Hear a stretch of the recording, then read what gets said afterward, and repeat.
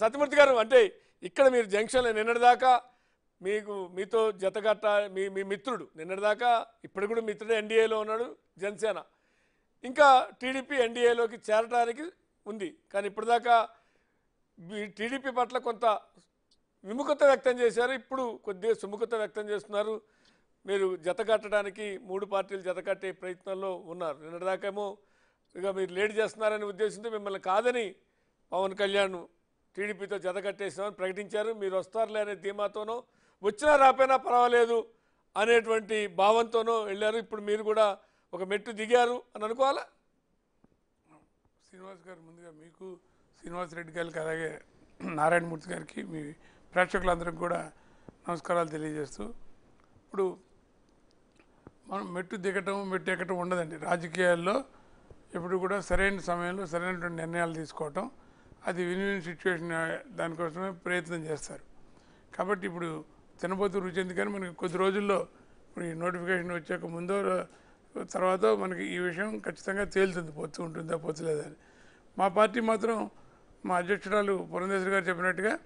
మేము అన్ని స్థానాల్లో పోటీకి తయారీలో ఉన్నాం దాని రకాలుగా ఆ ప్రకారంగా ప్రతి పార్లమెంట్ జిల్లాలో కూడా అక్కడ ఆఫీసులు ఓపెన్ చేయటం అలాగే కార్యక్రమాలు రాష్ట్ర వ్యాప్తంగా తీసుకోవడం ఇవన్నీ కూడా చేస్తూనే ఉన్నాం అంటే ఏ రకమైనటువంటి పరిస్థితికైనా సరే రెడీగా ఉండడానికి మేము సిద్ధంగా ఉన్నాం అది ఒక రాజకీయ పార్టీగా అయితే ఇప్పుడు మీరు చెప్పిన ఇది చూస్తే మనకి తెలుగులో సామెత ఉందండి మడత పేచీలు అని అంటే మడత పేచీలు కాదు కుర్చీ మడత పెడతాం వచ్చింది కొత్త అదే అసలు ఇదంతా మడత పేచీలు పోయి కుర్చీ మడత పెడతాం అనే డైలాగ్ వచ్చేసింది దీనికి అంత మూలం అదే ఎందుకంటే కాలుకేస్తే వేలికేసి వేలికేస్తే కాలుకేసి ఇప్పుడు ఈయనేమో 120 హామీలు మేము రద్దు చేశారని చెప్పేసి తెలుగుదేశం వాళ్ళు అంటారు మేము 99% మేము ఫుల్ఫిల్ చేసాం మా మేనిఫెస్టోలో ప్రజలకు మేము మెయిల్ చేసాం అంటారు ఎవరు ఏం చేశారనేది ప్రజలు నిర్ణయిస్తారు అల్టిమేట్గా ఇప్పుడు దగ్గరికి వచ్చాం కదండి ఇప్పుడు మీరు ఎప్పుడో ఇంకో కొద్ది రోజుల్లో ఆ ఫలితం కూడా వస్తుంది కాబట్టి ప్రజలే న్యాయ నిర్ణేతలు దీంట్లో నిజంగా నువ్వు చేసావా ఊరికే చెబుతున్నావని కాకపోతే ఏంటంటే ఇప్పుడు మనకి అవగాహన రాయించిన కొంతమంది మాట్లాడుతుంటారు కానీ అనుభవం ఉన్న వాళ్ళు కూడా అలాగా దానికి కౌంటర్లు వేయడం అనేది ప్రజలు హర్షించరండి ఇప్పుడు ఎవరైనా కొంచెం ఏదైనా మాట్లాడితే దానికి ఇవి ఎలా ఉన్నాయి కౌంటర్లు అంటే నువ్వు ఎంత కౌంటర్లు చెబుతావు ఎంత పంచ డైలాగులు చెబుతావు మీరు అన్నారు ఇందాక ఇప్పుడు ఆ కేసునే నాని వచ్చారు వీళ్ళు ఇప్పుడు రఘురామకృష్ణని తీసుకురావచ్చు కదా ఎంపీ వర్సెస్ ఎంపీ అవును మనకెందుకు ఆయన వస్తాడు రేపు పొద్దున చర్చలు ఆయన వస్తాడు ఇప్పుడు ఎవరికి ఆయుధాలు తక్కువేం లేవండి ఇప్పుడు వీళ్ళు వాళ్ళని పెడితే వీళ్ళు ఎవరిని అయితే నువ్వు మాతో అక్కర్లేదు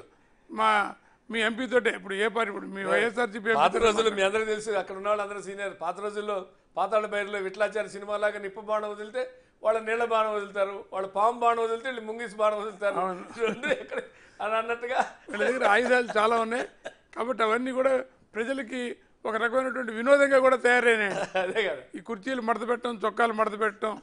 అలాగే సెంటర్లో రా చూసుకోవటం అంటూ బాలకృష్ణ డైలాగులు చెప్పటం ఏ సెంటర్లో రమ్మంటావు ఎక్కడ రమ్మంటావు నువ్వు చెప్తావా టైం నేను చెప్పమంటావా ఇలాంటివన్నీ కూడా పాతపడిపోతున్నాయి ప్రజలకి ఒక వినోదాత్మకంగా తయారవుతుంది కానీ సీరియస్గా మనం చూస్తే రాష్ట్రాన్ని ఎవరు అభివృద్ధి చేస్తారు ఇప్పుడు మనకు కూడా ఒకటి ఉందండి సామెత అంటే అందరూ మనకి అనుకున్నట్టుగా దొరకపోవచ్చు కానీ చూస్ ద అవైలబుల్ బెస్ట్ ఉన్న వాళ్ళల్లో ఎవరు బెస్ట్ అనేది చూస్ చేసుకోవాల్సిన పరిస్థితి ప్రజలు కానీ ఇక్కడ ఇప్పుడు మీరేమో ఇంకా డ్రాగన్ అంటే ఇంకా సాగదీసి ఎలక్షన్ నోటిఫికేషన్ వచ్చాక ప్రకటిద్దాం పొత్తులు